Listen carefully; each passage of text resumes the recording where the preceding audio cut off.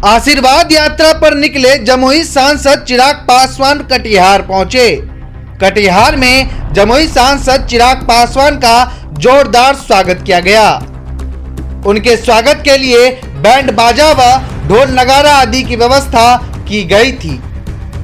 जैसे ही चिराग पासवान कटिहार पहुंचे, लोगों ने फूल मालाओं से उनको लाद दिया। चिराग पासवान और रामविलास पासवान के समर्थकों ने उनके समर्थन में खूब नारेबाजी की।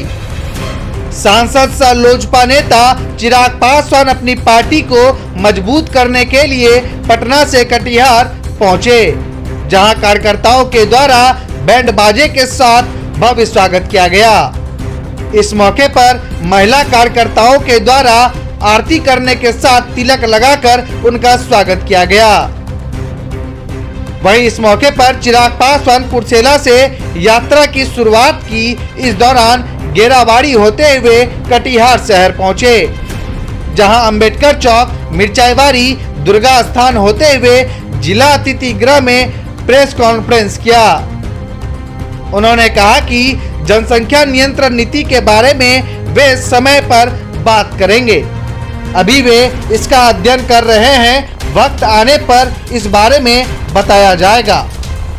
उन्होंने कहा कि राजद के साथ जाने का भी अभी कोई निर्णय नहीं हुआ है, समय आने पर ही कोई निर्णय लिया जाएगा। अभी सिर्फ उनका ध्यान आशीर्वाद यात्रा पर ही केंद्रित है। उन्होंने कहा कि लोजपा कार्यकर्ता और नेताओं ने आशीर्वाद यात्रा को पूरी तरह सफल बनाया है। सभी कार्यकर्ता और स्थानीय नेता हमारे साथ है। आशीर्वाद यात्रा पर लोगों के बीच जाकर इस यात्रा को सफल करने में सहयोग करने के लिए पहुंच रहे हैं। उन्होंने कहा कि जिससे लोगों को हमारे पिता के प्रति जो सम्मान है वह बनी रहे।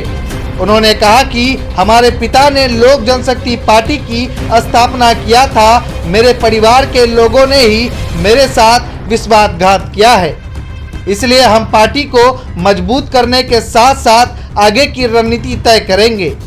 इस दौरान लोजपा के कटिहार जिला अध्यक्ष संगीता देवी सहित लोजपा के कई नेता एवं कार्यकर्ता मौजूद थे। कोसी स्टार न्यूज के लिए मनीष कुमार की रिपोर्ट।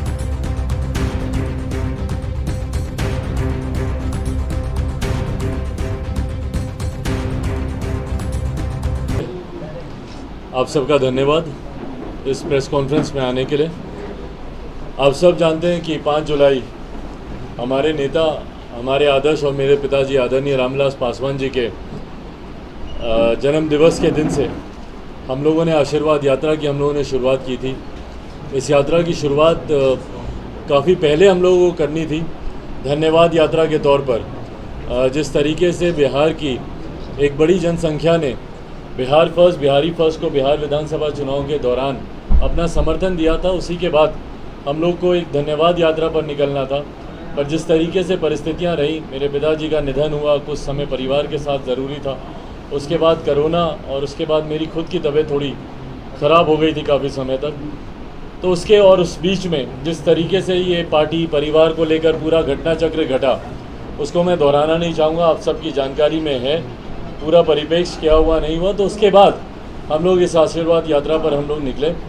आशीर्वाद यात्रा का लक्ष्य जनता के बीच जाकर उनका आशीर्वाद लेना, उनको धन्यवाद करना कि जिस तरीके से 25 लाख लोगों ने बिहारी फर्स्ट को अपना समर्थन दिया पिछले विधानसभा चुनाव में, जिस तरीके से उनका साथ हम लोगों को मिला।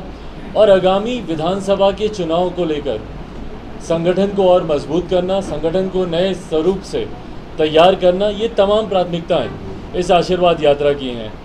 एक बात को मैं मजबूती से हम सब मानकर चलते हैं कि बिहार में कभी भी मध्यवर्ती चुनाव होंगे।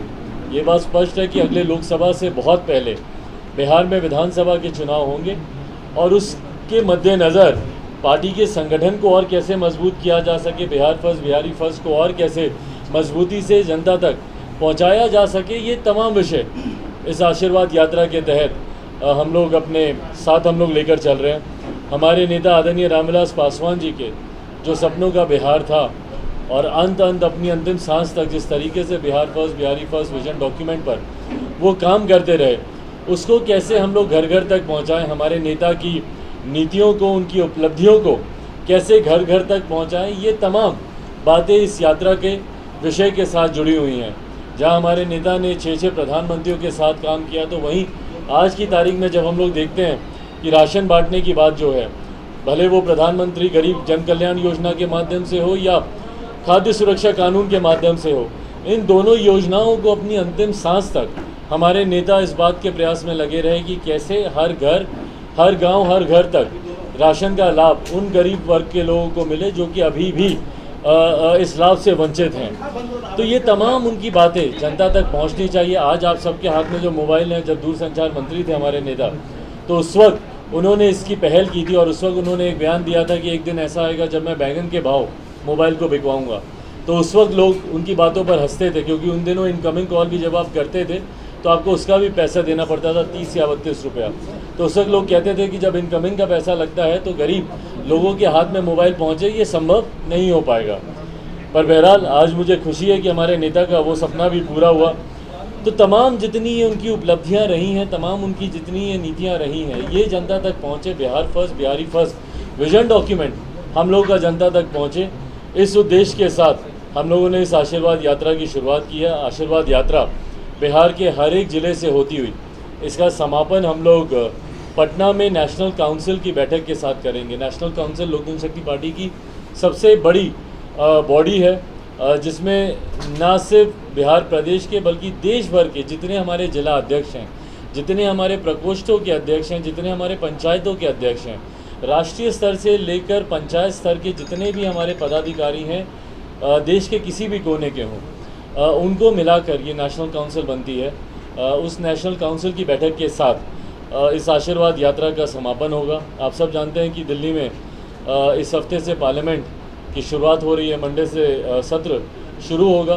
तो मंडे से थर्सडे तक पार्लियामेंट में अपना समय देने के बाद शुक्रवार, शनिवार और रविवार के दिन ये यात्रा इसी तरीके से हर एक चरण में जैसे आगे बढ़ रही है। आज उसी क्रम में हम लोग कटिहार आए हुए हैं, कल पूर्णिया का कार्यक्रम है।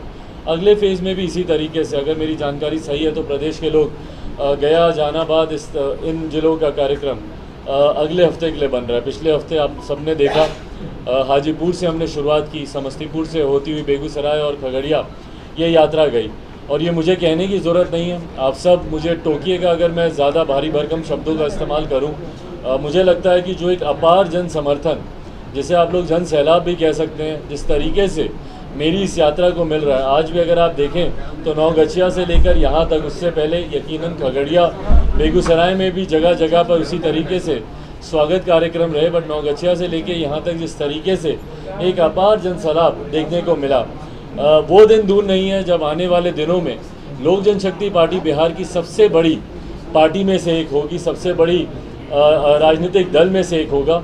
और उसी दिशा में हम सब हमारे नेता आदरणीय रामविलास पासवान जी के विचारों को लेकर उनके सपनों को पूरा करने का काम कर रहे हैं। अब इसके अलावा अगर आप लोगों के कोई सवाल हो।